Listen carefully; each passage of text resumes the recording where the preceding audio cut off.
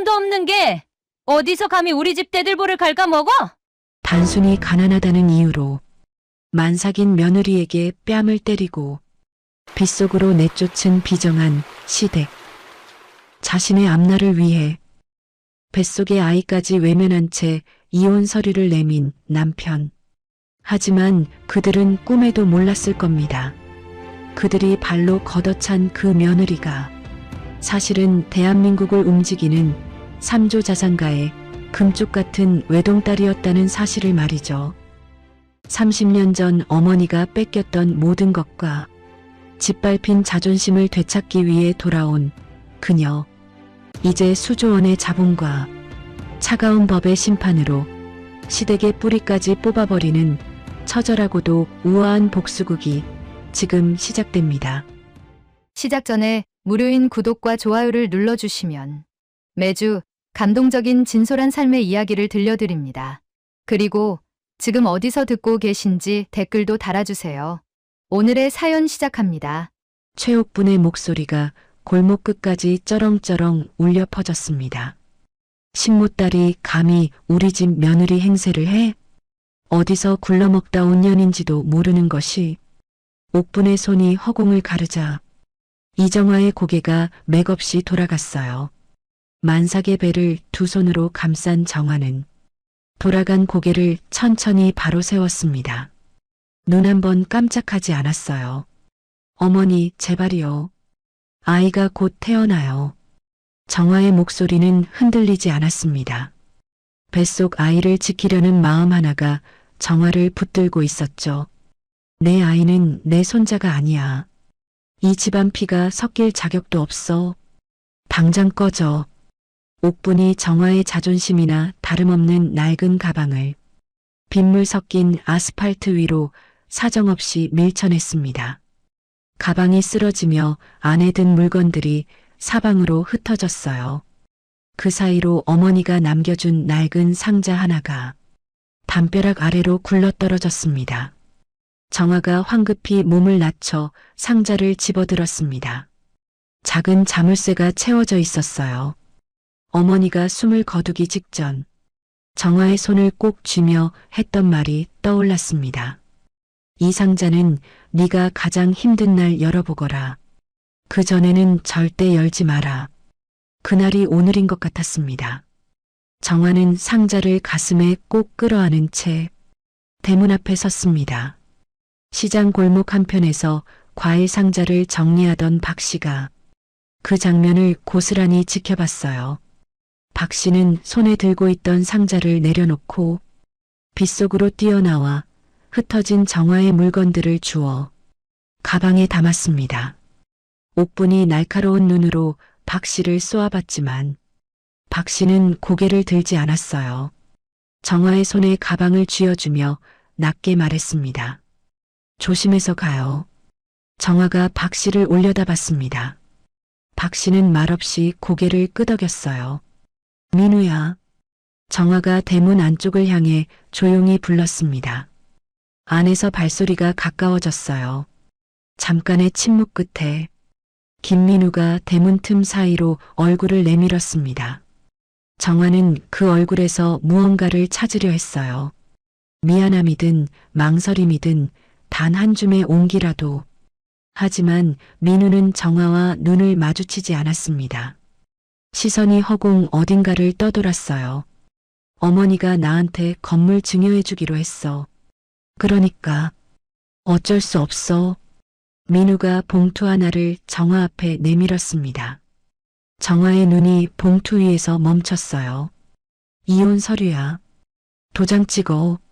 민우야, 뱃속에 내 아이가 있어. 이러면 안 돼. 제발. 민우가 입술을 실룩였습니다. 잠깐 흔들리는 것 같았어요. 하지만 그 흔들림은 금세 사라졌습니다. 난 아이보다 내 앞날이 더 중요해.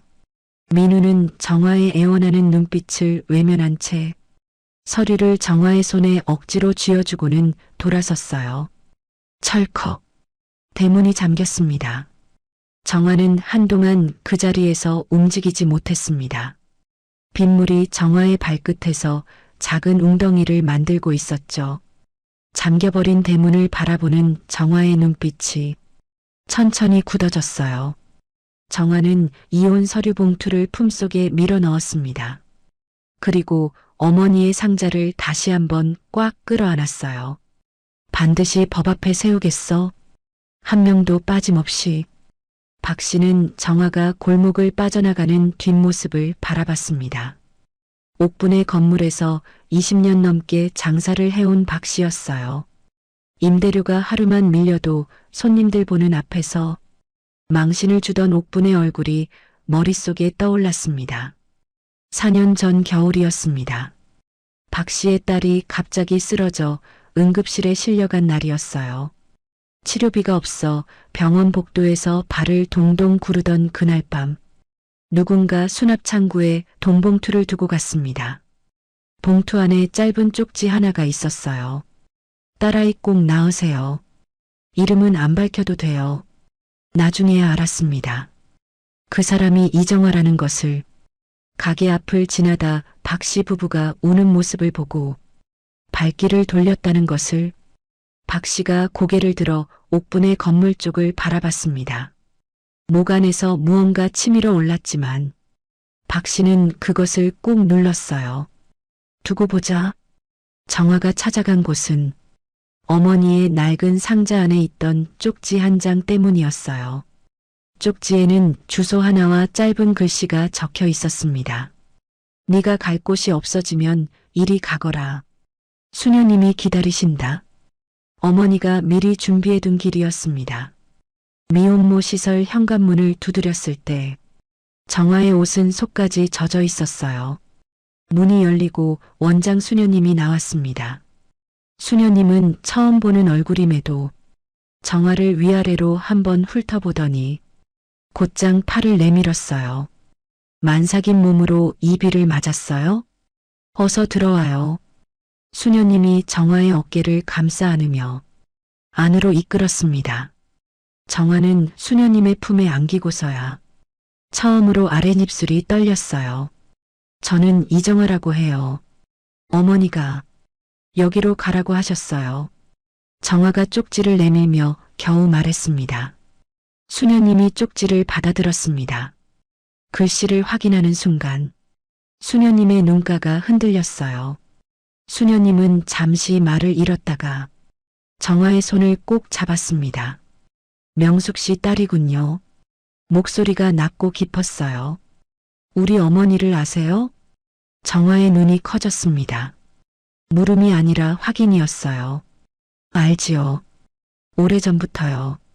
수녀님이 정화를 따뜻한 방으로 데려가 담요를 어깨에 둘러주었습니다.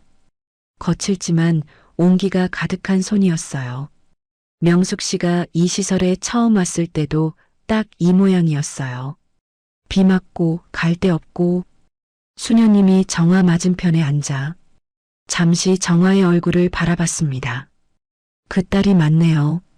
눈빛이 꼭 닮았어요. 수녀님이 자리에서 일어나 서랍 깊숙한 곳에서 작은 열쇠 하나를 꺼냈습니다. 명숙 씨가 맡겨두셨어요. 딸이 찾아오면 전해달라고요. 열쇠 없이는 못 여는 상자라고 하셨죠. 정화가 열쇠를 받아 손바닥 위에 올려놓고 바라봤습니다. 어머니가 이 모든 날을 미리 알고 준비해 두었던 것 같았습니다. 정화는 수녀님의 손을 꼭 쥐었습니다. 말이 나오지 않았습니다. 며칠 후 정화는 어머니의 낡은 상자를 무릎 위에 올려놓았습니다. 손바닥 위에서 며칠을 쥐고 있던 열쇠를 자물쇠에 꽂았어요. 딸깍 소리와 함께 자물쇠가 열렸습니다. 정화는 숨을 한 번 고른 뒤 천천히 뚜껑을 들어 올렸습니다. 제일 먼저 손에 잡힌 것은 빛바랜 사진 한 장이었어요. 젊은 여자와 젊은 남자가 나란히 서 있었습니다. 어머니의 젊은 얼굴이 분명했어요. 옆에 선 남자는 낯선 얼굴이었지만 눈매가 어딘가 익숙했습니다. 사진 뒷면에 작고 또렷한 글씨로 적혀 있었어요. 한승만, 명숙. 정화의 손이 멈췄습니다. 그 아래 접힌 종이가 나왔어요. 어머니가 꼼꼼하게 손으로 적어 내려간 목록이었습니다. 폐물의 종류, 수량, 날짜가 빼곡했어요.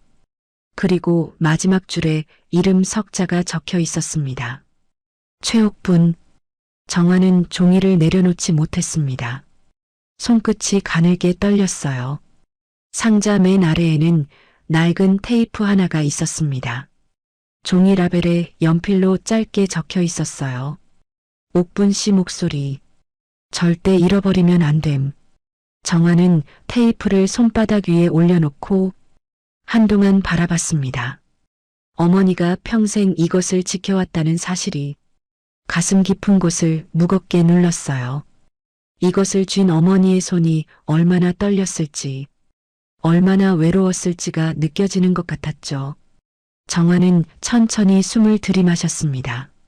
한편 옥분의 집에서는 민우가 거실 액자를 멍하니 들여다보고 있었어요. 돌아가신 남편의 젊은 시절 사진이었습니다. 옥분이 그 뒤를 지나치다 걸음을 멈췄어요. 남편의 얼굴과 민우의 얼굴을 번갈아 봤습니다. 눈매도 입술선도 어느 것 하나 닮은 구석이 없었어요. 옥분의 눈꺼풀이 가늘게 떨렸습니다. 옥분은 돌아서며 안방으로 들어가 장롱문을 서둘러 열었어요. 무언가를 확인하듯 손을 깊숙이 밀어넣더니 장롱문을 꽉 닫았습니다. 그리고 민우의 어깨를 툭 치며 말했어요. 우리 민우는 이 집안의 핏줄이야. 누가 뭐라 해도 그건 변하지 않아. 민우가 무심하게 고개를 끄덕였습니다. 옥분은 돌아서며 입술을 꼭 다물었어요. 작게 한 번 더 중얼거렸습니다. 변하지 않아. 한 달이 지났습니다. 시설 분만실에서 아이 울음소리가 터져 나왔어요. 정화는 땀으로 흠뻑 젖은 채 아이를 가슴에 받아 안았습니다. 작고 붉은 얼굴이 정화를 향해 눈을 찡그렸어요. 미안해. 그리고 잘 왔어. 정화가 속삭이듯 말했습니다. 아이의 조그만 손이 정화의 손가락을 꼭 쥐었어요. 정화의 눈빛이 달라졌습니다. 눈물 대신 단단한 무언가가 그 자리를 채웠어요. 정화는 아이를 품에 안은 채 조용히 눈을 감았습니다. 어머니의 목소리가, 테이프 속에 갇혀있을 그 목소리가 귓가에 맴도는 것 같았죠. 석 달 후 정화는 서울 도심 한복판에 서 있었습니다. 한성그룹이라는 글자가 새겨진 빌딩이 하늘 높이 솟아 있었어요. 등에는 아이를 포대기로 업고 있었습니다. 경비원이 정화를 알아보고 팔을 뻗었어요. 또 오셨네요. 예약 없이는 안 된다고 했잖습니까? 정화는 경비원의 팔을 피해 한 걸음 더 내디뎠습니다. 이 빌딩 앞에서 쫓겨나기를 수십 번이었어요. 그래도 정화는 매일 아침 이 자리에 섰습니다. 이윽고 검은 차량 한 대가 멈췄어요. 백발의 남자가 차에서 내렸습니다. 사진 속 그 눈매였어요. 정화가 경비원을 밀치고 앞으로 나섰습니다. 회장님. 그 목소리가 공기를 갈랐습니다.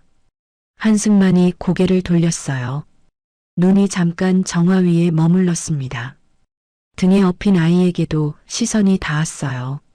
하지만 바로 옆 비서가 몸을 앞으로 내밀었습니다.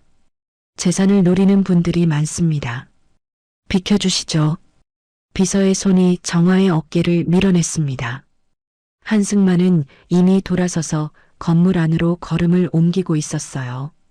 정화는 밀려나면서도 그 뒷모습에서 눈을 떼지 않았습니다. 손 안의 사진을 더 단단히 쥐었어요. 비서실 직원이 봉투를 내려다보며 미간을 찌푸렸습니다. 이런 물건은 매일 들어옵니다. 돌아가십시오. 정화는 봉투를 직원의 손에 밀어넣으며 눈을 맞췄어요. 반드시 회장님께 직접 전달해 주세요. 옥반지와 아기 수첩입니다. 보시면 아실 겁니다. 정화는 돌아서지 않았습니다. 로비 한쪽 소파에 앉아 등에 업힌 아이를 토닥이며 기다렸어요. 1시간이 지났습니다. 2시간이 지났습니다. 그때 비서실장이 직접 내려왔어요. 회장님께서 올라오시랍니다. 한승만은 집무실 창가에 서서 봉투 안에 물건들을 하나씩 꺼내 살폈습니다. 낡은 금반지였어요. 안쪽에 작은 글씨로 새겨진 이름 2글자. 승만. 한승만의 손가락이 굳었습니다. 그 옆에 빛바랜 아기 수첩이 있었어요. 표지에 이름이 적혀 있었습니다. 이명숙. 수첩을 펼치자 혈액형 기록 옆에 작은 메모가 붙어 있었어요. 아버지와 같은 희귀 혈액형. 아이에게 꼭 전할 것. 한승만이 천천히 고개를 들었습니다.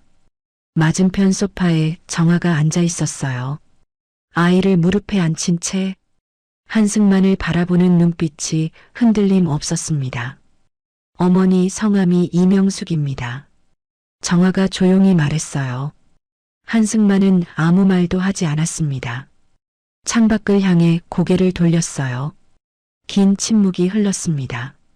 검사를 해야겠어. 한승만의 목소리가 낮게 깔렸습니다. 하세요. 정화는 망설이지 않았어요. 열흘이 지났습니다. 한승만은 집무실에서 혼자 결과지를 받아들었어요. 손이 떨렸습니다. 종이 한 장을 붙드는데 이토록 힘이 든 적이 없었어요. 결과는 분명했습니다. 한승만이 결과지를 천천히 내려놓았습니다. 눈을 감았어요. 30해 전 명숙의 얼굴이 떠올랐습니다. 그리고 지금 정화의 눈빛이 겹쳐졌어요. 한승만의 눈가에서 무언가가 흘러내렸습니다. 집무실에 혼자 있어서 다행이었어요. 다음 날 정화를 다시 부른 한승만은 결과지를 책상 위에 놓았습니다. 정화가 결과지를 내려다봤어요. 그동안 어디 있었어? 한승만이 낮게 물었습니다. 물음이 아니었습니다. 30해 동안 쌓인 회한이었어요. 정화는 잠시 결과지를 바라보다가 고개를 들었습니다. 어머니는 혼자 저를 낳고 혼자 저를 키우다가 혼자 돌아가셨어요.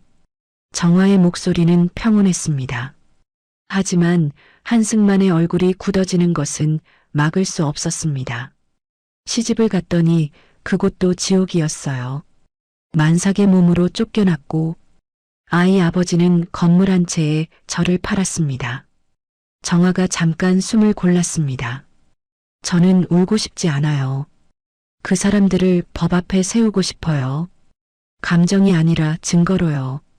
한승만이 정화를 오래 바라봤습니다. 명숙을 잃었던 그 젊은 날의 무력함이 가슴을 눌렀어요. 하지만 눈앞에 앉은 딸은 달랐습니다.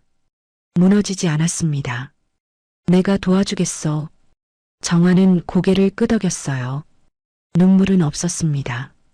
그로부터 일주일 후 한성그룹 법무팀장 강지훈이 서류 뭉치를 들고 정화 앞에 섰습니다. JH 투자대표이사 등록 서류입니다. 서명하시면 됩니다.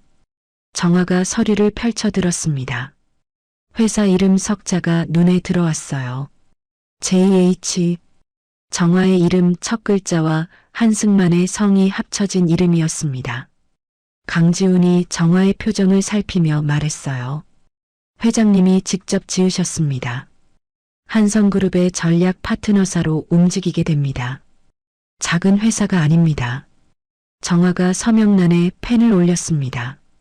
알고 있어요. 정화의 손이 흔들리지 않았습니다. 강지훈이 서류를 받아들며 한마디 덧붙였어요. 그리고 아드님 관련 법적 서류도 준비했습니다. 한성그룹 공식 후계자 등록과 보안팀 배치까지 이번 주 안에 마무리됩니다. 정화가 강지훈을 올려다봤습니다. 아이만큼은 완벽하게 지켜주세요. 강지훈이 고개를 숙였습니다. 그렇게 하겠습니다. 그 후 1년이었습니다. 정화의 하루는 새벽 5시에 시작됐어요. 재무 전문가, 법률 자문, 부동산 전략가, 협상 전문가, 20명의 전문가가 돌아가며 정화를 가르쳤습니다. 정화는 배운 것을 그날 밤 반드시 정리했어요. 아이가 잠든 후에도 책상 앞을 떠나지 않았죠. 한승만이 어느 날 저녁 늦게 정화의 사무실 문을 두드렸습니다. 불이 환하게 켜져 있었어요. 정화가 두꺼운 자료 더미 앞에 앉아 메모를 하고 있었습니다. 아직도 안 쉬어? 한승만이 문가에 기대며 말했습니다. 쉬면 늦어지니까요. 정화가 고개를 들지 않으며 대답했습니다. 한승만이 잠시 그 모습을 바라보다가 조용히 문을 닫았어요. 복도를 걷는 한승만의 발걸음이 묵직했습니다. 미안함인지 뿌듯함인지 그 둘이 한꺼번에 가슴을 눌렀습니다. 강지우는 그 모습을 여러 번 목격했어요. 늦은 밤 보고서를 전달하러 갔다가 정화가 자료를 검토하는 모습을 보고 발걸음을 멈춘 적이 한두 번이 아니었습니다. 어느 날 강지훈이 보고서를 건네며 말했어요. 오늘은 여기까지 하시죠. 내일 일정이 빠듯합니다. 정화가 서류에서 눈을 들지 않으며 대답했습니다. 3페이지만요. 강지훈이 잠시 정화를 바라보다가 조용히 문을 닫았어요. 1년이 지난 어느 봄날 아침이었습니다. JH투자 대표실 문이 열리고 정화가 걸어 나왔어요.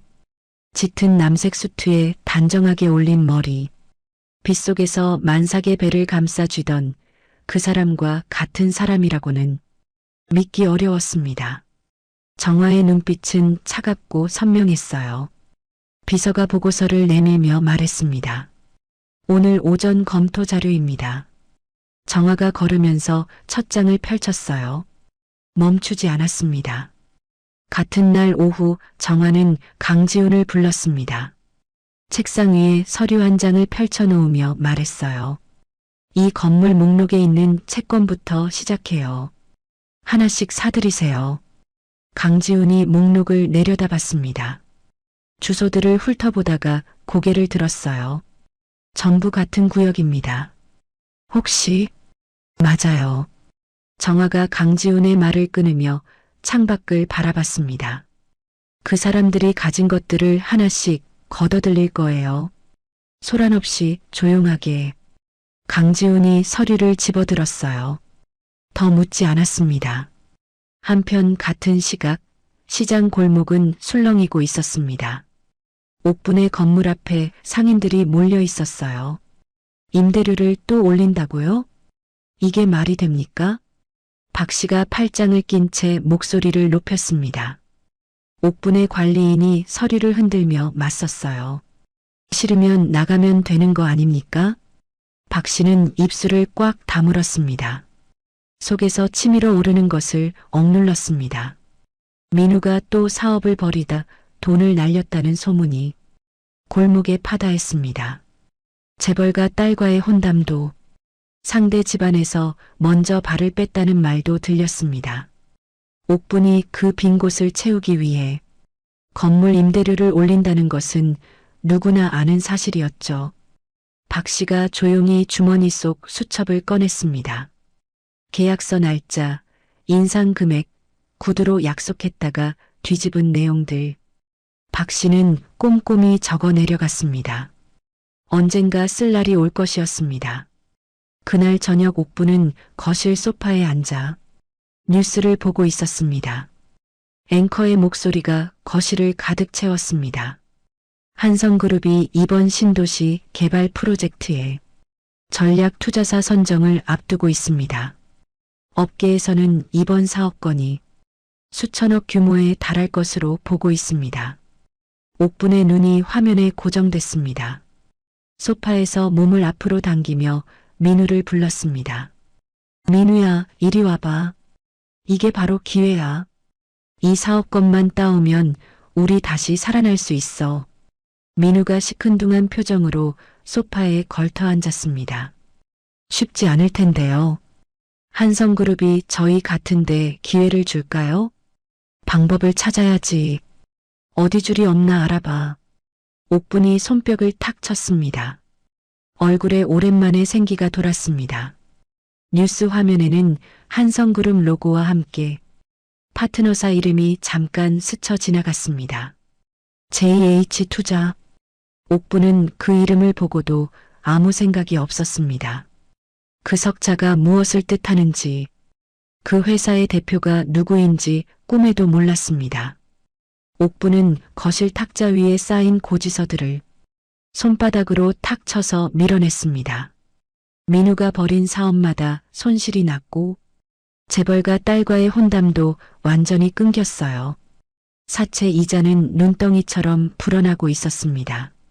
건물 담보로 버티고는 있었지만 그것도 한계였습니다. 옥분이 창밖을 내다보며 혼잣말을 했어요. 30년 전에도 궁지에 몰린 적이 있었지. 그때 명수기를 밀어냈더니 다 해결됐잖아. 옥분의 입꼬리가 올라갔습니다. 이번에도 방법은 있어. 그날 오후 옥분의 지인에게서 전화가 왔습니다. 옥분 씨, 한 회장이 수조원대 상속녀를 찾았다는 소문 들었어요? JH투자 대표가 그 상속녀라는 말도 있던데. 옥분이 수화기를 꽉 쥐었어요. JH투자. 뉴스에서 봤던 그 이름이었습니다. 옥분의 눈이 빠르게 움직였어요. 그 대표 좀 연결해 줄 수 있어요? 사업 이야기를 나눠보고 싶어서요. 박 씨는 시장 골목 끝 낡은 찻집에서 정화를 기다렸습니다. 정화가 들어서자 박 씨가 자리에서 일어났습니다. 오셨어요? 정화가 맞은편에 앉으며 고개를 끄덕였어요. 오래 기다리셨죠? 박 씨가 품속에서 낡은 수첩을 꺼내 정화 앞에 내려놓았습니다. 수첩 안에는 빼곡하게 적힌 날짜와 금액들이 있었어요. 계약서와 다르게 청구된 임대료, 구두로 약속했다가 뒤집은 내용, 부당하게 걷어간 관리비 내역들이었습니다. 오래 모았습니다. 상인들 것까지 다 합쳤어요. 정화가 수첩을 펼쳐 천천히 훑어봤습니다. 페이지마다 박 씨의 꼼꼼한 손글씨가 가득했어요.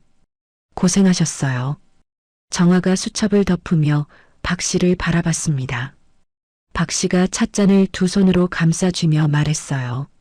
저만 모은 게 아닙니다. 골목 상인들 12명이 각자 피해 내역을 정리했어요. 변호사 사무실에도 다 넘길 준비가 됐고요. 박 씨가 잠깐 머뭇거리다가 덧붙였습니다. 그리고 건물 창고를 정리하다가 오래된 서류 봉투도 나왔어요. 주인 어른 관련 문서 같은데 이상한 내용이 있어서 같이 챙겨뒀습니다. 정화의 눈빛이 잠깐 흔들렸습니다. 고마움인지 미안함인지 알 수 없는 빛이었어요. 때가 되면 알려드릴게요. 그 전까지는 아무것도 움직이지 마세요. 박 씨가 자리에서 일어나며 고개를 깊이 숙였습니다. 기다리겠습니다. 사흘 후 강지훈이 정화의 집무실 문을 열고 들어왔습니다. 옥분 씨 측에서 연락이 왔습니다. JH투자 대표와 만남을 요청한다고요. 정화가 창밖을 바라보다가 천천히 돌아섰어요. 잡아주세요. 강지훈이 잠시 정화의 얼굴을 살폈습니다. 괜찮으시겠어요? 그 사람들인데. 정화가 옅게 웃었습니다. 차갑고 선명한 웃음이었어요. 그러니까 만나는 거예요. 강지훈이 고개를 끄덕이며 서류를 집어들었습니다. 잔치 당일까지 쓸 수 있는 법적 장치들을 미리 준비해 두겠습니다. 민우 씨가 서류를 꾸미기 시작하면 그게 전부 증거가 됩니다. 정화가 강지훈을 바라봤어요. 한 사람도 빠져나가지 못하게 해주세요. 강지훈이 짧게 대답했습니다. 그렇게 하겠습니다. 며칠 뒤 아침 옥분의 건물 담벼락 옆에 광고판 하나가 세워졌습니다. 커다란 글씨가 또렷하게 적혀 있었습니다. 이명숙 실종 30주년 기일 추모 행사. 진실을 기억하는 사람들과 함께합니다. 그 아래 날짜와 장소가 적혀 있었어요. 골목을 지나던 박 씨가 광고판을 올려다봤습니다. 조용히 고개를 숙였어요. 장을 보러 나온 옥분이 광고판을 발견한 것은 그로부터 1시간 후였습니다. 발걸음이 그 자리에서 멈췄어요. 이명숙, 그 이름 석자가 눈앞에서 크게 흔들렸습니다. 옥분이 관리인을 불러 세웠어요. 저거 당장 치워. 관리인이 고개를 저었습니다. 합법적으로 허가받은 광고판입니다. 손댈 수가 없어요. 옥분의 얼굴이 창백해졌습니다. 서둘러 집 안으로 들어가 커튼을 쳤어요. 하지만 눈을 감아도 그 이름이 어른거렸습니다. 밥도 넘어가지 않았습니다. 그날 밤 옥분은 장롱문을 열었다 닫기를 여러 번 반복했어요.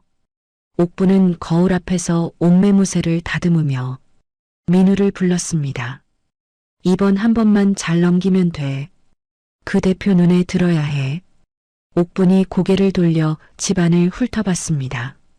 낡은 소파와 오래된 가구들이 눈에 걸렸어요. 이래서는 안 되겠어. 집을 싹 바꿔야겠어. 그날부터 옥분은 집안을 뒤집었습니다. 낡은 가구들을 모조리 내다버리고 고급 소파와 화병을 들여놓았어요. 벽에는 이름 있는 화가의 그림을 걸고 현관에는 수입꽃을 가득 채웠습니다. 사채 이자도 못 내는 형편이었지만 옥분의 손은 멈추지 않았어요. 민우가 카드 명세서를 들고 옥분 앞에 섰습니다. 이러다 진짜 파산해요. 옥분이 민우의 손에서 명세서를 빼앗아 탁자 위에 엎어놓으며 말했어요. 투자만 받으면 다 해결돼. 걱정 말고 사업 보고서나 그럴듯하게 만들어. 민우는 입을 다물고 방으로 들어갔습니다. 그날 밤 민우는 밤새 숫자를 꾸몄어요. 본인 손으로 만들어낸 그 서류들이 훗날 자신의 목을 조를 것이라고는 꿈에도 몰랐습니다. 며칠 후 고급 호텔 라운지에 강지훈이 먼저 자리를 잡고 앉았어요. JH투자 법무팀장 명함이 탁자 위에 놓여 있었습니다. 옥분이 민우와 함께 라운지로 들어섰어요. 차려입은 옷과 두꺼운 분 화장이 어딘가 어색했습니다. 옥분의 눈이 강지훈을 훑으며 굳었어요. 대표님은요? 옥분이 자리에 앉으며 물었습니다. 강지훈이 명함을 밀며 말했어요. 대표님은 오늘 직접 나오지 않으십니다. 제가 대리로 첫 면담을 진행합니다. 옥분의 표정이 흔들렸어요. 그게 무슨 말이에요? 우리가 직접 대표님을 뵙고 싶다고 했잖아요. 강지훈이 수첩을 펼치며 눈을 들지 않고 말했습니다. 대표님께서 판단하기에 아직 직접 만날 단계가 아니라고 하셨습니다. 충분한 검토가 먼저입니다.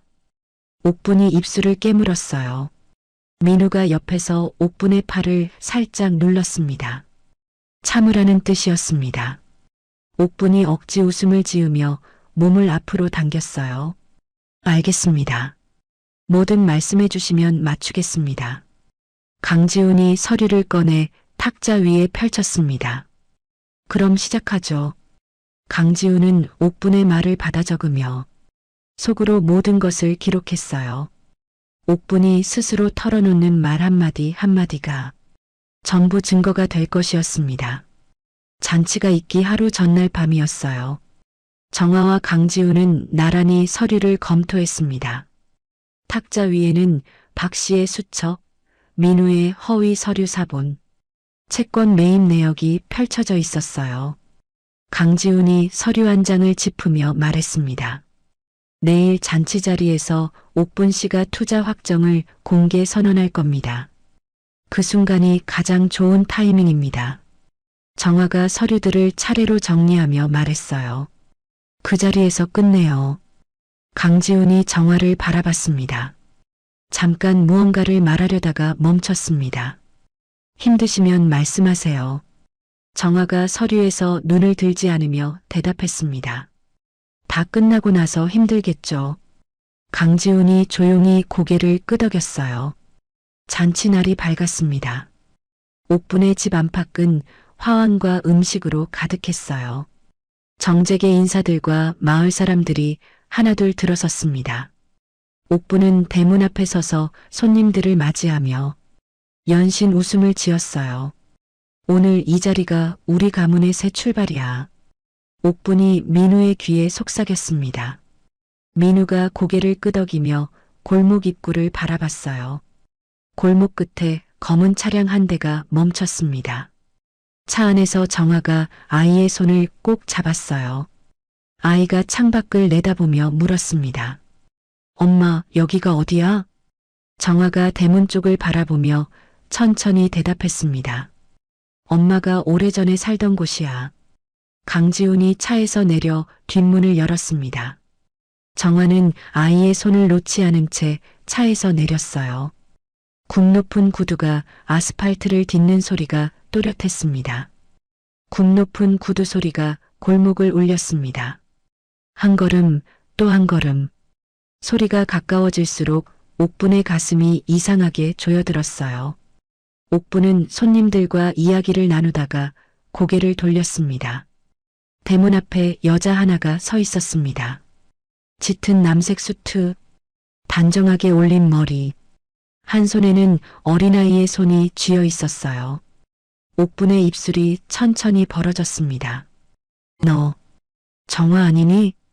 물음이 아니었습니다. 믿을 수 없다는 확인이었어요. 정화가 옥분을 바라봤습니다. 대답하지 않았어요. 그저 한 걸음 더 내디뎠습니다. 연회장 안이 술렁이기 시작했습니다. 손님들의 시선이 일제히 대문 쪽으로 쏠렸어요. 민우가 들고 있던 잔을 바닥에 떨어뜨렸습니다. 유리 깨지는 소리가 연회장 전체에 울려 퍼졌어요. 그때 검은 차량 2대가 골목 입구에 멈췄습니다. 정장 차림의 수행 비서들이 줄지어 내렸어요. 마지막으로 백발의 남자가 천천히 차에서 내렸습니다. 한승만이었습니다. 한승만이 정화 곁으로 걸어왔습니다. 연회장 안 사람들이 웅성거렸어요. 한성그룹 회장이라는 말이 여기저기서 새어나왔습니다. 한승만이 정화의 손을 두 손으로 감싸쥐었어요. 그리고 연회장을 향해 또렷하게 말했습니다. 내 유일한 상속녀입니다. 연회장이 얼어붙었습니다. 아무도 말을 잇지 못했어요. 옥분이 앞으로 나서며 목소리를 높였습니다. 무슨 말씀이세요? 저 여자는 신모의 딸이에요. 말도 안 돼. 한승만이 옥분을 바라봤어요. 한마디도 하지 않았습니다. 그 눈빛 하나가 옥분의 목소리를 끊어버렸습니다. 수행 비서들이 정화 주위를 둘러쌌어요. 누가 시킨 것도 아니었습니다.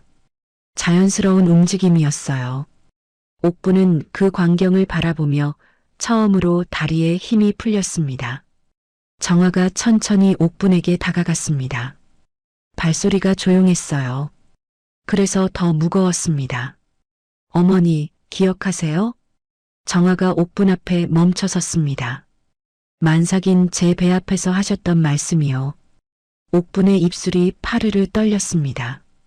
신모 딸년이라고 하셨죠. 이 집안 피가 섞일 자격이 없다고도 하셨고요. 연회장 안하객들이 술렁였습니다. 누군가가 낮게 탄식했어요. 정재계 인사들의 표정이 싸늘하게 굳어갔습니다.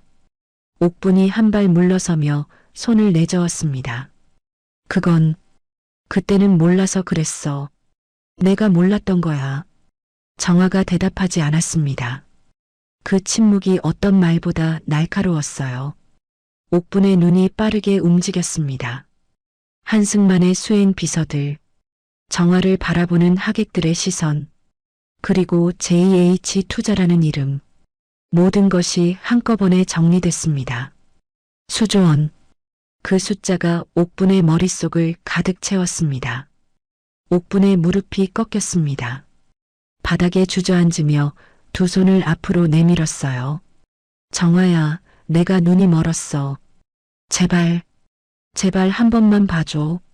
목소리가 갈라지며 눈물이 쏟아졌습니다. 하지만 그 눈물은 뜨겁지 않았어요. 돈줄이 끊길지도 모른다는 공포가 만들어낸 눈물이었습니다. 정화가 옥분을 내려다봤습니다. 표정이 없었어요. 투자를 받고 싶으시다면 조건이 있어요.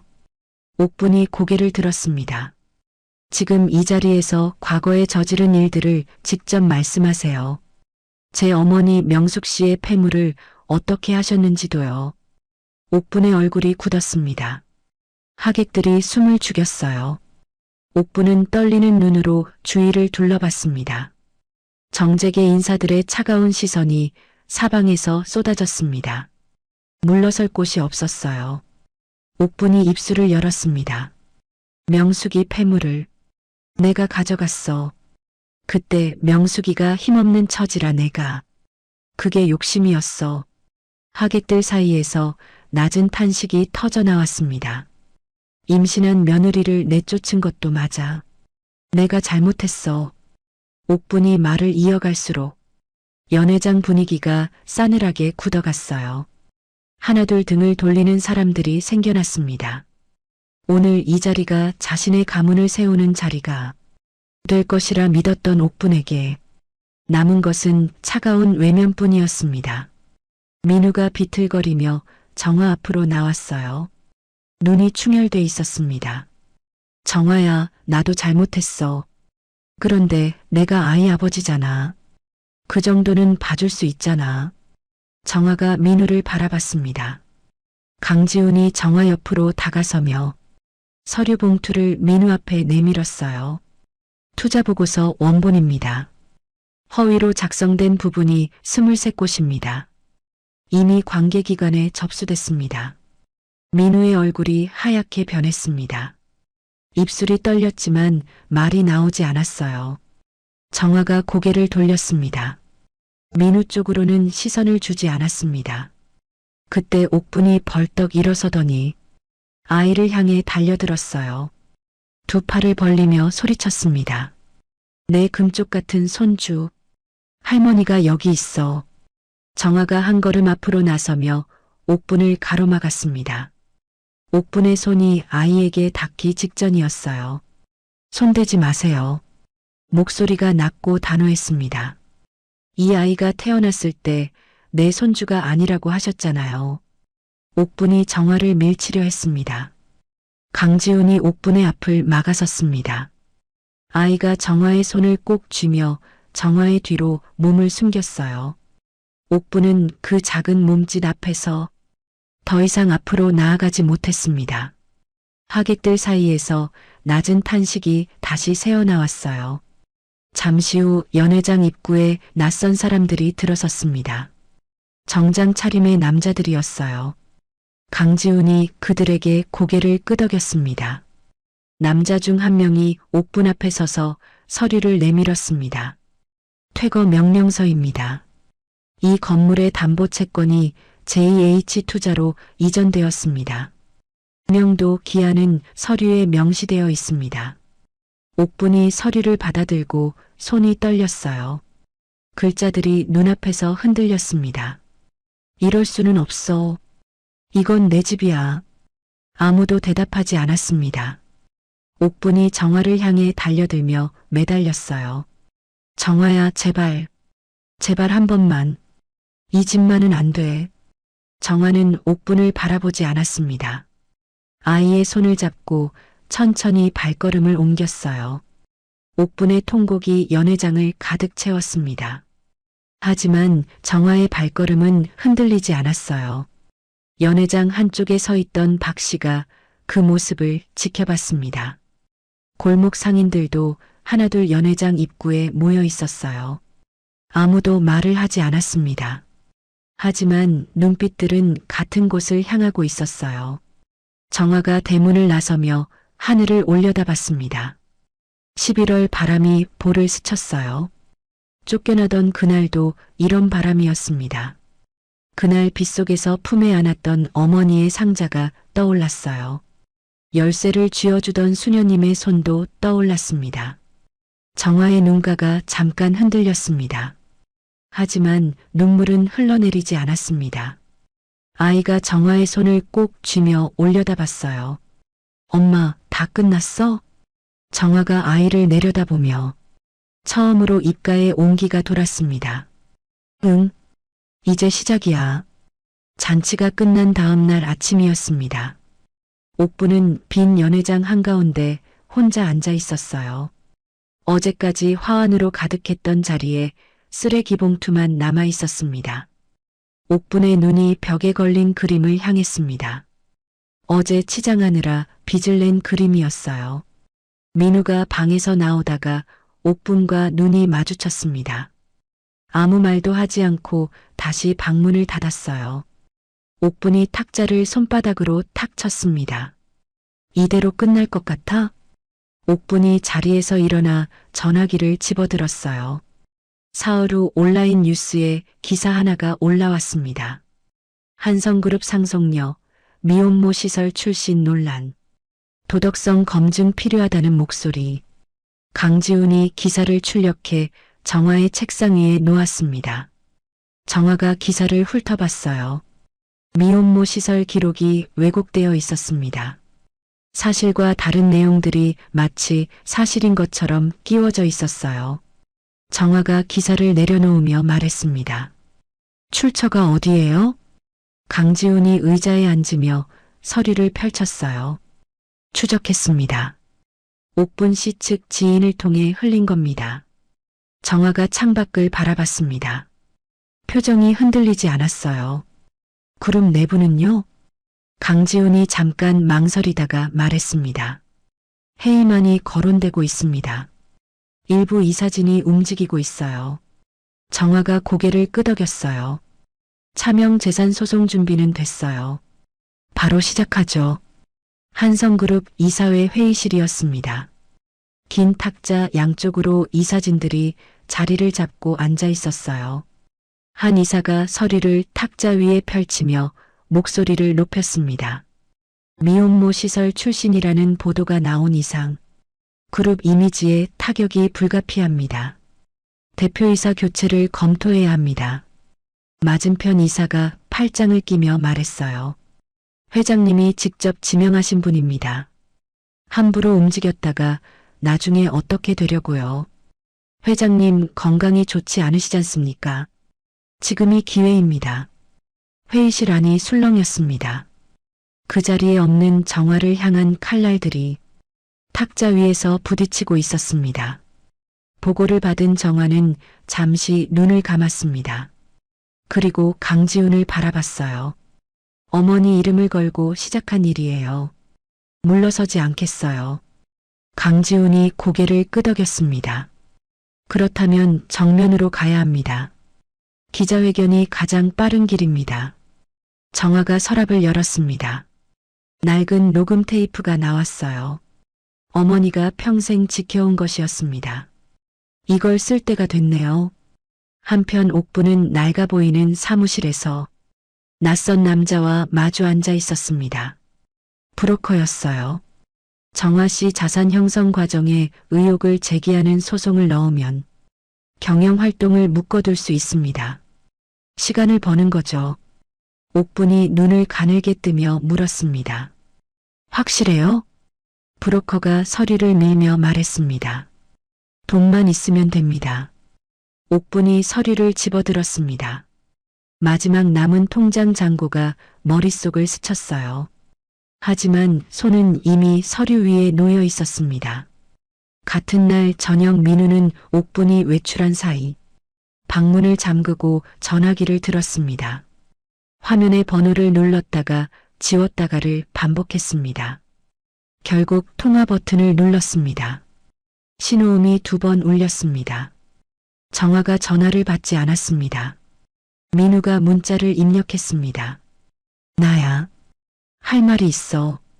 엄마가 시킨 것들이 있어. 나는 피해자야. 한 번만 만나줘. 전송 버튼을 누르고 나서 민우는 화면을 내려다봤습니다. 자신이 입력한 글자들을 보며 입술을 실룩였습니다. 정화의 답장은 오지 않았습니다. 다음 날 강지훈이 정화에게 민우의 문자를 보여줬습니다. 확인했습니다. 정화가 화면을 바라봤습니다. 잠깐 눈이 멈췄습니다. 그리고 강지훈에게 돌려줬습니다. 답장하지 않아도 돼요. 강지훈이 고개를 끄덕이며 말했습니다. 민우 씨가 옥분 씨를 배신할 준비를 하고 있다는 뜻이기도 합니다.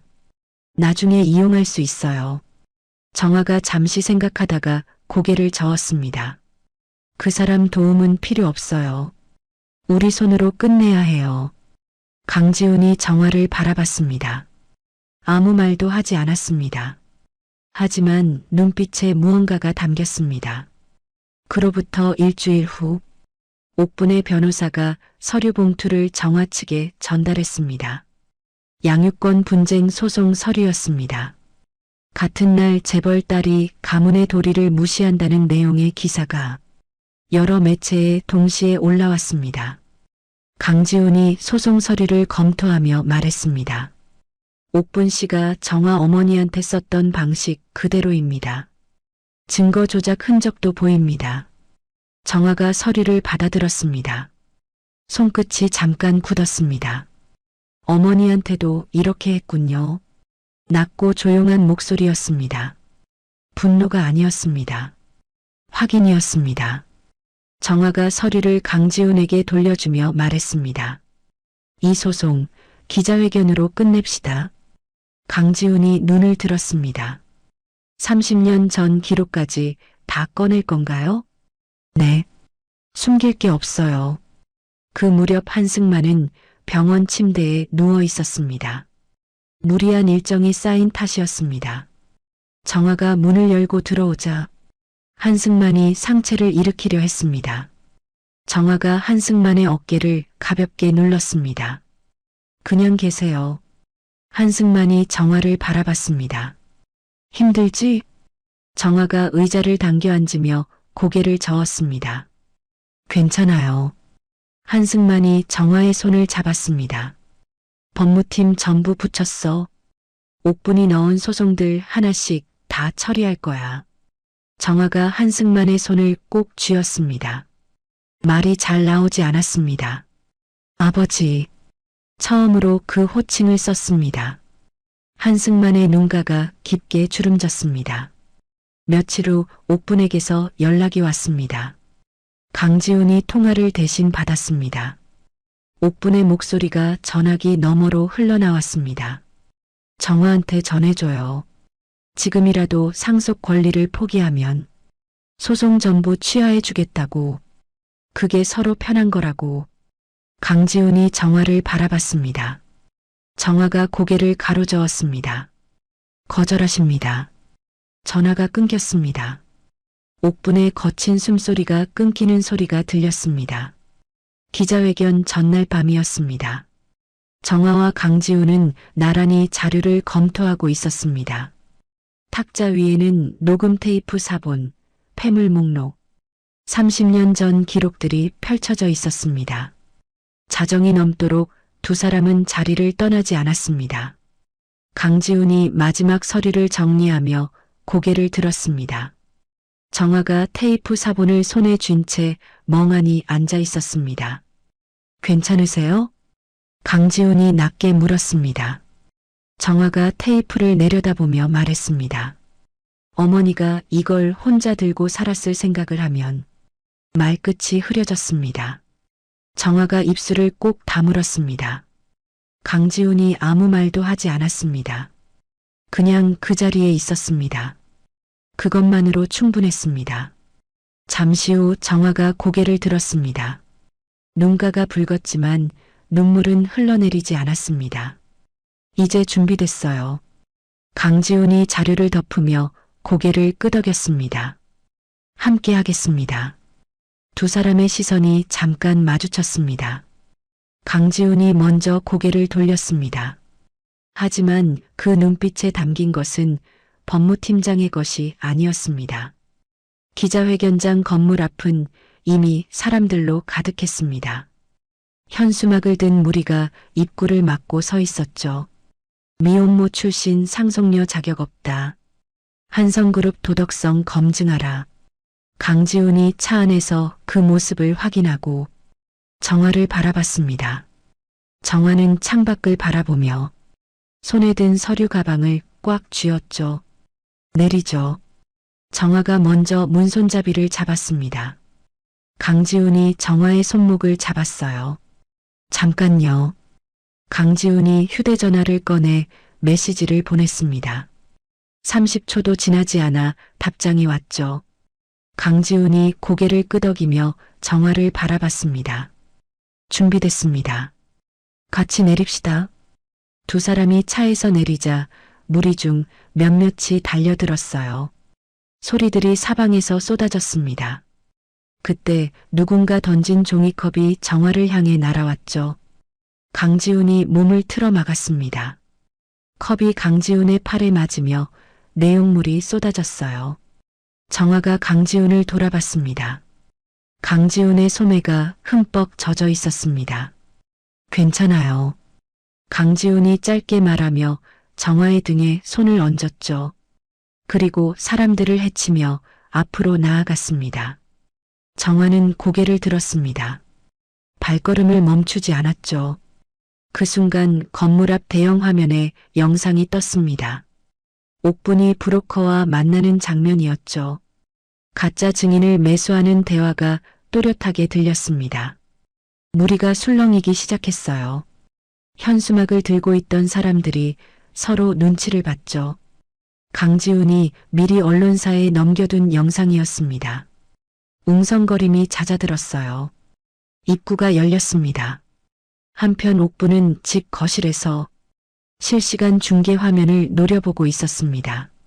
손톱이 손바닥 안으로 파고들었죠. 화면 속 강지훈이 사람들 사이로 정화를 이끄는 모습이 보였어요. 저 변호사 때문에. 옥분이 낮게 내뱉었습니다. 민우가 옆에 앉아 화면을 바라봤어요. 아무 말도 하지 않았습니다.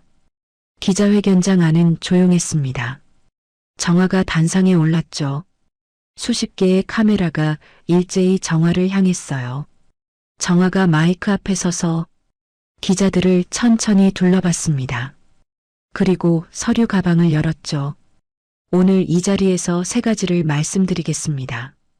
목소리가 흔들리지 않았어요. 첫째, 저에 대한 모든 의혹은 조작된 것입니다. 지금 보여드리는 서류가 그 근거예요. 정화가 서류를 한 장씩 제시했습니다. 유전자 검사 결과지, 한성그룹 공식 상속 서류, 미혼모 시설 원장 수녀님의 공식 확인서가 차례로 공개됐죠. 기자들의 펜이 빠르게 움직였어요. 한 기자가 손을 들었습니다. 브로커 매수 의혹에 대해서는요. 정화가 기자를 바라봤습니다. 조금 전 이미 건물 밖 화면에서 확인하셨을 겁니다. 누가 무엇을 조작했는지 말이죠. 홀 안에서 낮은 탄식이 흘렀습니다. 둘째, 그 조작의 배우가 누구인지 이미 수사기관에 접수됐습니다. 또 다른 기자가 소리쳤습니다. 구체적으로 누구입니까? 정화가 대답하지 않았습니다. 대신 손을 뻗어 단상 위 테이프 플레이어를 앞으로 당겼죠.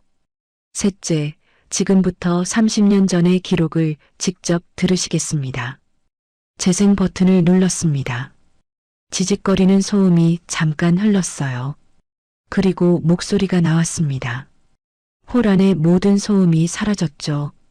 기침 소리 하나 없었습니다. 카메라 셔터 소리도 멈췄어요. 오직 그 목소리만 선명하게 울려 퍼졌습니다. 명숙이 폐물은 내가 다 챙겼어. 그 여자가 어디 하소연이나 하겠어. 증거도 없는데. 테이프가 멈췄습니다. 홀 안이 얼어붙었죠.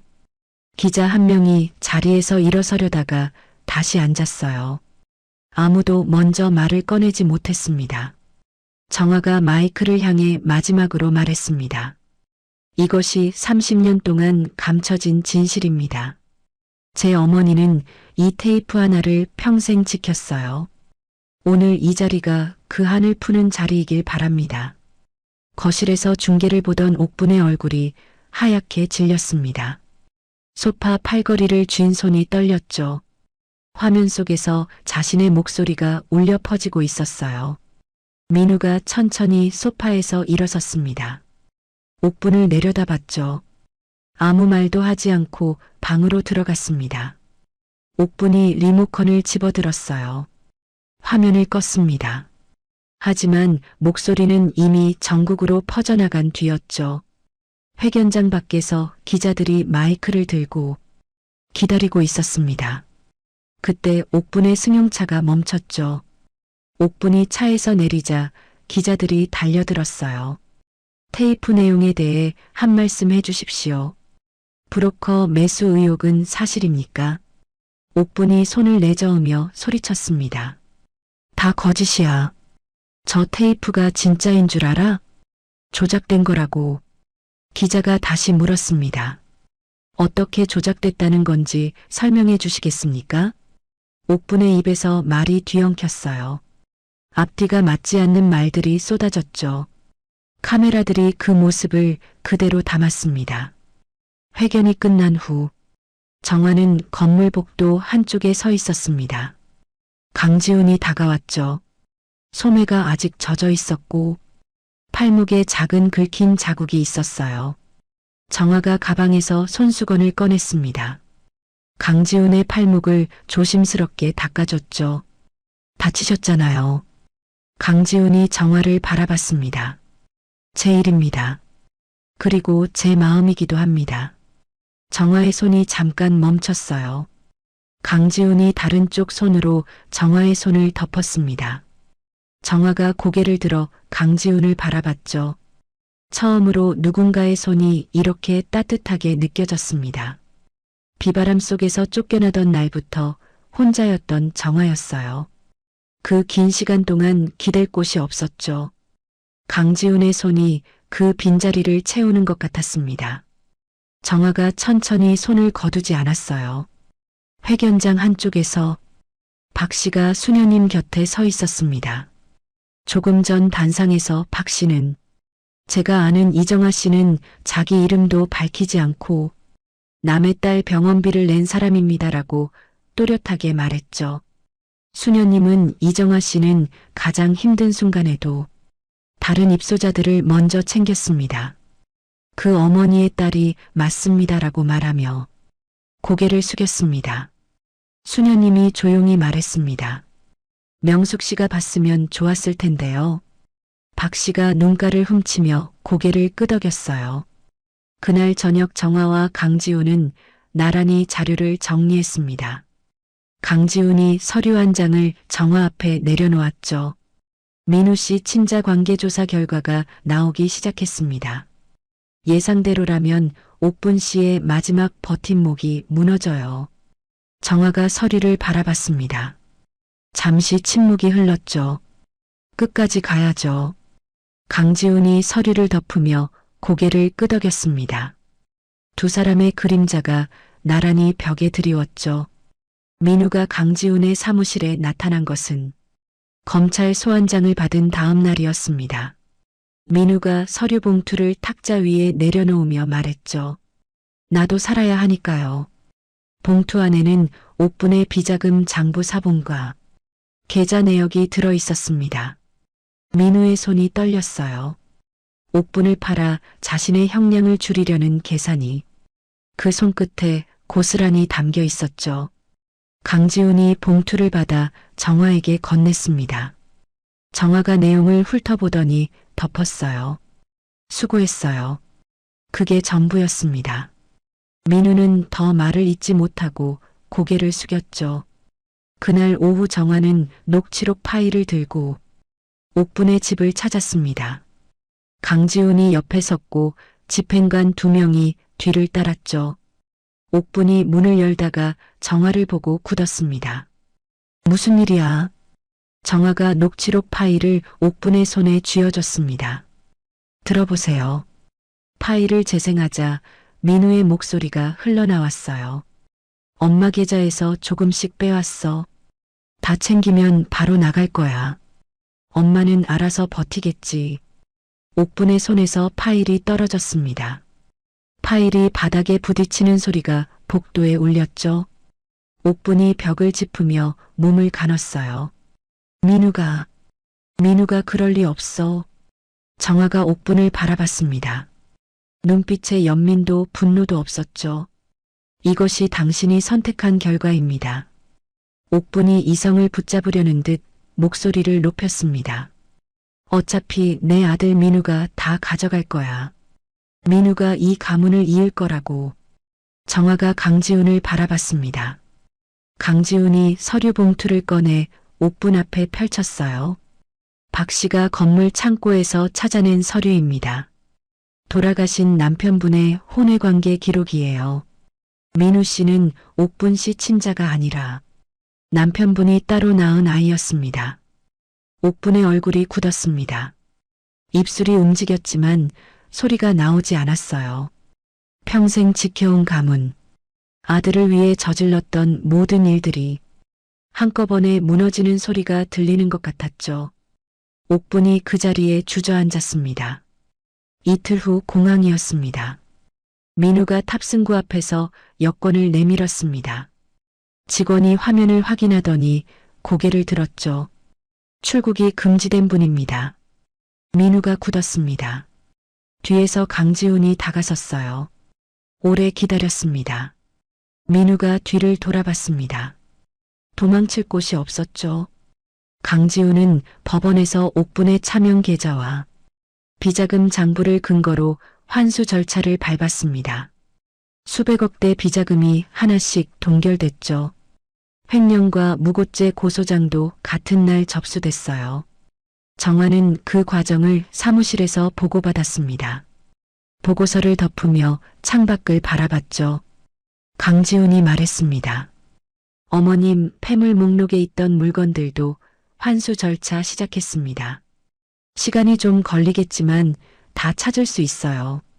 정화가 고개를 끄덕였습니다. 말이 없었죠. 30년 전 어머니의 손에서 빠져나갔던 것들이 제자리를 찾아오는 중이었습니다. 법정 날이었습니다. 옥분은 피고석에 앉아서도 고개를 꼿꼿이 들었어요. 방청석에 정화가 보이자 손가락으로 가리키며 소리쳤습니다. 저 여자가 다 꾸민 거야. 내가 무슨 죄가 있어. 방청석이 술렁였죠. 정화는 옥분을 바라보지 않았습니다. 강지훈과 낮은 목소리로 서류를 확인하고 있었어요. 옥분이 더 크게 소리쳤습니다. 정화는 여전히 고개를 돌리지 않았죠. 판사가 의사봉을 두드렸습니다. 옥분의 목소리가 잦아들었어요. 아무도 옥분을 바라보지 않았습니다. 그것이 옥분에게는 가장 큰 고통이었죠. 재판이 끝난 후 정화는 법원 계단을 내려왔습니다. 강지훈이 옆에서 걸었어요. 법원 앞 차 안에서 옥분이 유리창을 두드리며 소리쳤습니다. 정화야, 한 번만, 제발 한 번만 봐줘. 정화는 걸음을 멈추지 않았습니다. 강지훈과 나란히 걸으며 조용히 말했죠. 폐물 환수 마무리되면 수녀님 시설에 기부하고 싶어요. 강지훈이 수첩을 꺼내며 고개를 끄덕였습니다. 준비해 두겠습니다. 옥분의 목소리는 두 사람의 발걸음 뒤로 멀어졌어요. 정화는 끝내 뒤를 돌아보지 않았습니다. 선고 공판날 아침이었습니다. 법정 안은 조용했어요. 방청석에 앉은 사람들이 숨을 죽이고 판사석을 바라봤습니다. 피고석에는 옥분과 민우가 나란히 앉아 있었어요. 옥분의 얼굴은 초췌했습니다. 화려하게 치장하던 모습은 온데간데 없었죠.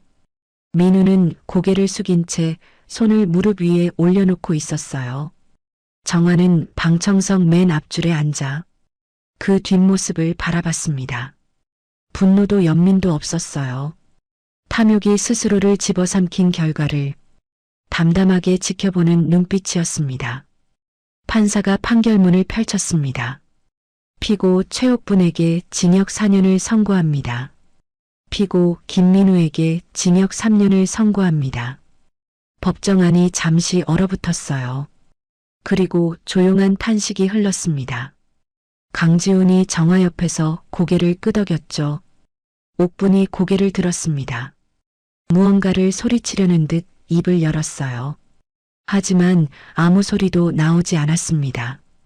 민우는 끝내 고개를 들지 않았죠. 법정 문이 열리고 정화가 밖으로 나왔습니다. 취재진의 플래시가 일제히 터졌어요. 정화는 멈추지 않았습니다. 복도 끝 창가에 이르러서야 정화가 걸음을 멈췄죠. 품 안에서 낡은 사진 한 장을 꺼냈습니다. 어머니의 젊은 얼굴이 담긴 사진이었어요. 정화가 사진을 손바닥 위에 올려놓고 바라봤습니다. 한동안 말이 없었죠. 그리고 낮게 속삭였어요. 엄마, 이제 약속 지켰어요. 창밖으로 햇살이 쏟아졌습니다. 정화의 눈가가 천천히 젖어들었죠. 눈물이 흘러내렸습니다. 이 여정에서 처음으로 흘리는 눈물이었어요. 강지훈이 조용히 다가와 정화의 곁에 섰습니다. 아무 말도 하지 않았죠. 그냥 그 자리에 있었어요. 정화가 눈물을 닦으며 고개를 들었습니다. 며칠 후 한승만이 정화를 집무실로 불렀습니다. 탁자 위에 서류가 놓여 있었죠. 한성그룹 공동대표이사 취임 서류야. 정화가 서류를 내려다봤어요. 감당할 수 있겠어? 한승만이 물었습니다. 정화가 펜을 들었죠. 해볼게요. 서명하는 정화의 손이 흔들리지 않았습니다. 한승만이 그 모습을 바라보며 눈가를 훔쳤어요. 명숙이 살아있었다면 이 자리를 함께 봤을 텐데 하는 생각이 스쳐갔죠. 그날 오후 시장 골목이었습니다. 박 씨가 가게 앞을 쓸다가 정화의 차가 골목으로 들어오는 것을 발견했어요. 박 씨가 빗자루를 내려놓고 달려나왔습니다. 정화가 차에서 내리자 골목 상인들이 하나둘 모여들었죠. 박 씨가 정화의 손을 덥석 잡았습니다. 해내셨네요. 목이 메어 그 이상 말을 잇지 못했어요. 정화가 박 씨의 손을 꼭 쥐며 말했습니다. 고마워요. 박 씨 덕분이에요. 정화가 상인들을 천천히 둘러봤죠. 이 골목의 상생 지원 프로젝트를 시작하려고 해요. 임대료 부담 없이 장사할 수 있는 구조로 바꿀 겁니다. 상인들이 서로 눈을 마주쳤어요. 누군가의 눈에서 눈물이 흘렀습니다. 박 씨가 고개를 깊이 숙였죠. 저녁이었습니다. 정화는 환수한 재산의 사용 계획서를 펼쳐놓고 강지훈과 마주 앉아 있었어요. 수녀님 시설 지원금은 이번 달 안에 집행하고 미혼모 복지타운 설립은 내년 상반기 목표로 잡았어요. 강지훈이 고개를 끄덕이며 메모를 했습니다. 잠시 후 강지훈이 펜을 내려놓으며 정화를 바라봤죠. 수고하셨습니다. 정화가 강지훈을 바라봤어요. 같이 수고했죠. 강지훈이 자리에서 일어나 정화 곁으로 다가왔습니다. 그리고 조용히 정화의 어깨를 감싸 안았어요. 정화는 피하지 않았습니다. 두 사람은 말없이 그 자리에 서 있었죠. 창밖으로 시장 골목의 불빛들이 하나둘 켜지고 있었습니다. 그날 밤 정화는 아이의 방문을 열었어요. 아이가 이불을 걷어차고 자고 있었습니다. 정화가 이불을 덮어주며 아이의 얼굴을 바라봤죠. 숨소리가 고른 아이의 얼굴에서 정화는 처음으로 오래된 무게가 내려앉는 것을 느꼈습니다. 복수도 심판도 이제는 지난 일이었어요. 정화가 방문을 닫으며 조용히 중얼거렸습니다. 이제 우리 살자. 박 씨가 건물 열쇠를 받아든 날 아침이었습니다. 정화가 열쇠를 건네며 말했죠. 이제 이 건물은 박 씨가 관리해요. 임대료는 절반으로 내립니다. 박 씨가 열쇠를 손바닥 위에 올려놓고 바라봤습니다. 말이 나오지 않았어요. 눈가가 붉어졌죠. 골목 상인들이 그 소식을 듣고 하나둘 모여들었습니다. 20년 넘게 옥분의 갑질에 시달려온 사람들이었어요. 누군가 정화의 손을 덥석 잡았습니다. 누군가는 그냥 고개를 숙였죠. 정화가 상인들을 천천히 둘러봤습니다. 앞으로 이 골목은 여러분 것입니다. 아무도 함부로 내쫓지 못해요. 박 씨가 눈가를 훔치며 말했습니다. 고맙습니다. 진심으로요. 정화가 고개를 끄덕였어요. 그게 전부였습니다. 하지만 그 말 한마디가 20년치 서름을 녹였죠. 며칠 후 정화는 미혼모 시설을 찾았습니다. 수녀님이 현관에서 기다리고 있었어요. 정화가 봉투를 수녀님 손에 쥐어드렸습니다. 시설 보수하고 남으면 새로 오는 분들 생활비로 써주세요. 수녀님이 봉투를 받아들고 한동안 말이 없었습니다. 그리고 조용히 말했죠. 명숙 씨가 참 잘 키웠네요. 정화의 눈가가 흔들렸습니다. 수녀님이 정화의 손을 꼭 잡았어요. 고난을 이겨낸 나무가 더 깊은 향기를 낸다고 했어요. 정화 씨가 꼭 그래요. 정화가 수녀님의 손을 두 손으로 감쌌습니다. 말 대신 고개를 숙였죠.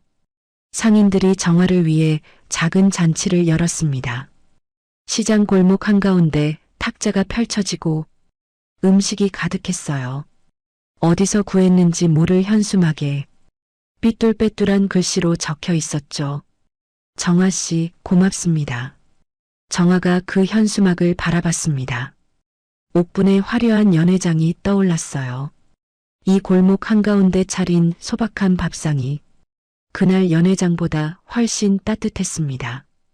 박 씨의 딸이 정화 앞에 와서 꾸벅 인사했습니다. 장학금 덕분에 원하던 대학에 붙었어요. 감사합니다.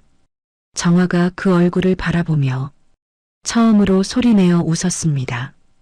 오랜만에 나온 웃음이었죠. 강지훈이 그 모습을 옆에서 바라봤습니다. 정화가 웃는 모습을 본 것이 처음인 것 같았어요. 강지훈이 시선을 거두며 잔을 들었습니다. 그날 저녁 사무실로 돌아온 정화는 서랍을 열었습니다. 옥분과 민우의 이름이 적힌 서류들이 가득했어요. 정화가 서류들을 파쇄기에 넣었습니다.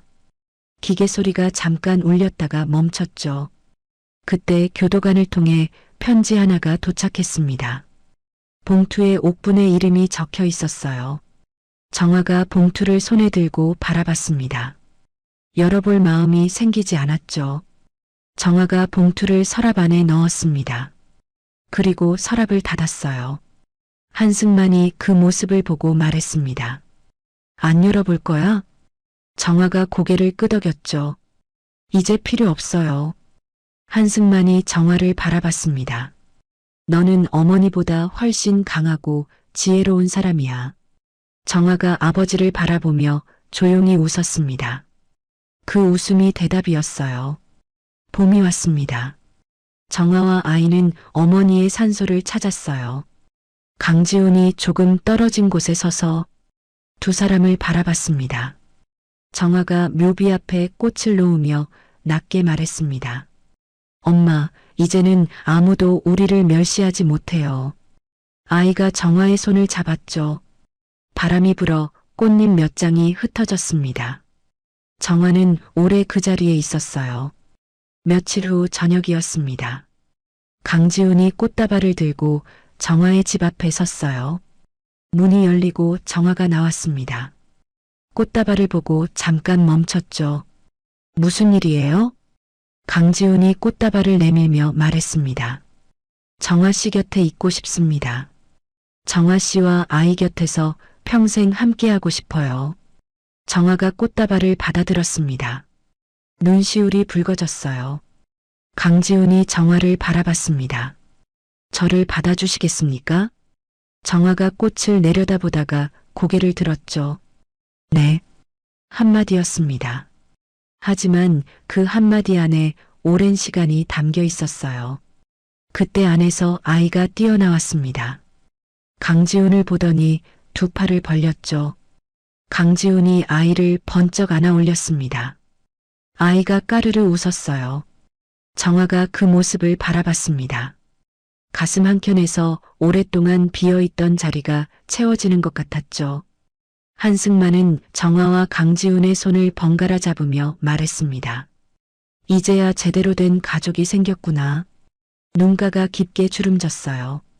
뜰 안에 심긴 나무에 새 잎이 돋아나고 있었습니다. 시장 골목에는 며칠 후 새 현수막이 내걸렸습니다. 정화 씨 결혼 축하합니다. 우리 모두 가족입니다. 박 씨가 직접 써붙인 것이었죠. 수녀님은 작은 십자가를, 정화의 손에 쥐어주며 말했습니다. 늘 이 길을 걸어온 것처럼 앞으로도 그렇게 걸어가요. 정화가 십자가를 손에 꼭 쥐었습니다. 1년이 지났습니다. 옥분이 그토록 집착했던 건물이 있던 자리에 새 건물이 들어섰어요. 현판에 이렇게 적혀 있었습니다. 이명숙 복지타운. 모든 여성의 새로운 시작을 응원합니다. 개관식 날 정화는 단상에 올랐습니다. 마이크 앞에 서서 잠시 아래를 내려다봤어요. 수녀님, 박씨, 상인들, 강지훈, 한승만, 그리고 아이. 모두 그 자리에 있었습니다. 정화가 입을 열었죠. 어머니의 이름으로 이 문을 엽니다. 이곳에서 새로 시작하는 모든 분들의 내일을 응원합니다. 박수가 터졌습니다. 아이가 정화를 향해 손을 흔들었어요. 강지훈이 아이의 손을 잡아주며 정화를 바라봤습니다. 정화가 단상에서 미소 지었습니다. 뺨을 맞았던 그날의 빗속 골목과 지금 이 햇살 가득한 자리가 같은 사람의 이야기라고는 믿기 어려웠어요. 하지만 정화는 그 두 날 사이에 있었던 모든 것을 기억했습니다. 그리고 이제는 그것이 자신을 여기까지 데려온 길이었다는 것도 알았죠. 정화가 단상을 내려와 아이의 손을 잡았습니다. 강지훈이 다른 쪽 손을 잡았어요. 세 사람이 나란히 햇살 아래로 걸어나갔습니다. 눈부셨습니다. 이제 우리 살자. 긴 어둠을 지나 정화가 내뱉은 이 한마디는 단순한 복수의 끝이 아닌 진정한 삶의 시작이었습니다. 30년 전 어머니가 흘렸던 눈물은 이제 이명숙 복지타운이라는 이름으로 피어나 소외된 이들의 든든한 울타리가 되었고, 탐욕의 눈이 멀어 가족을 버린 이들은 차가운 철창 안에서 영원한 후회라는 형벌을 받게 되었습니다. 고난을 이겨낸 나무가 더 깊은 향기를 낸다는 수녀님의 말씀처럼 여러분의 오늘 또한 어제의 상처를 딛고 더 아름답게 피어나길 진심으로 응원합니다. 오늘 이야기가 사이다처럼 시원하셨다면 구독과 좋아요, 알림 설정 부탁드립니다. 여러분의 응원은 정의로운 세상을 만드는 큰 힘이 됩니다. 오늘도 행복한 하루 되세요. 감사합니다.